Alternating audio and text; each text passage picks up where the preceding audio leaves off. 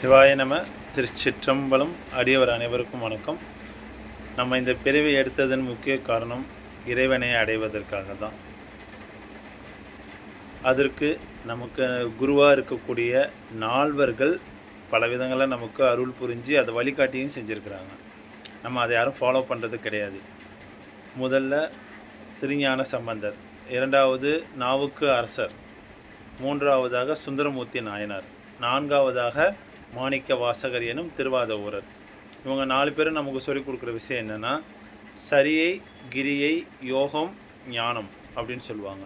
சரியைனா ஞான சம்பந்தர், கிரியைனா அப்பர், சரியை கிரி, யோகம் சுந்தரர், ஞானம் மாணிக்க வாசகர். இது எப்படின்னா, முதல்ல இறைவனை நம்ம எப்படி வழிபாடு பண்ணணும்னு முதல்ல தெரிஞ்சுப்போம். முதல்ல ஞான சம்பந்தர் சொல்கிற கருத்து, அவரோட வாழ்க்கையை இது எப்படி பார்த்தா, அவர் இறைவனை அம்மை அப்பரா, அம்மா அப்பாவாக முதல்ல வழிபாடு பண்ணுவார். அதுதான் அவர் வழிபாடு பண்ணி தேவாரம் பாடி இறைவனோட ஒன்றரை கலந்தார். இரண்டாவதாக நாவுக்கு அரசர், அவர் ஈசனை தன்னுடைய எஜமானராக பார்த்தார். எஜமானர்னா அவர் தான் முதலாளி அப்படிங்கிற ஒரு கருத்தில் அவர் வழிபாடு பண்ணினார். அவரும் தேவாரம், திருத்தாண்டகம், பதிகங்கள் நிறைய பாடியிருக்கிறார். அவரும் வயது மூர்ந்து இறைவனடி சேர்ந்தார். அது எல்லாருக்கும் தெரியும். மூன்றாவதாக சுந்தரர். சுந்தரர் ஈசனை தன்னுடைய நண்பராக பாவித்தார். நண்பர்னால் இப்போ நம்ம நார்மலாக நம்ம அடியார்களுக்கு, நம்ம ஃப்ரெண்ட்ஸுங்கள் கூட சில விஷயங்கள் ஷேர் பண்ணுவோம்ல, அந்த மாதிரி நண்பராக சுந்தரர் பாவித்து வழிபாடு பண்ணினார். நான்காவதாக மாணிக்க வாசகர். அவர் எப்படி வழிபாடு பண்ணியிருக்கிறார்னா, இறைவனை தன்னுடைய காதலனாக வழிபாடு பண்ணியிருக்கிறார். காதலன்னா உலகத்தில் இருக்கக்கூடிய அனைவருமே பெண்,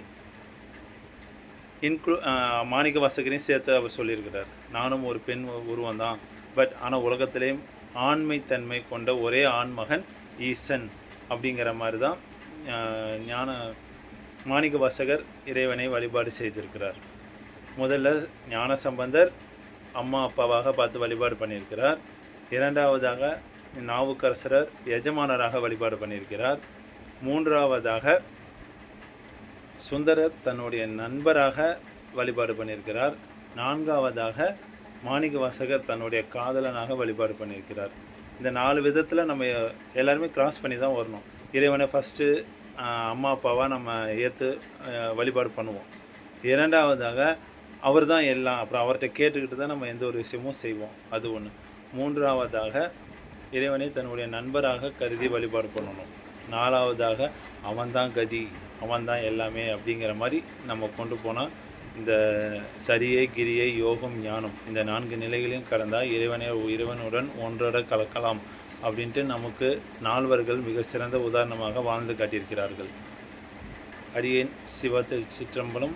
சிவாய நம. சிவார்ப்பணம்.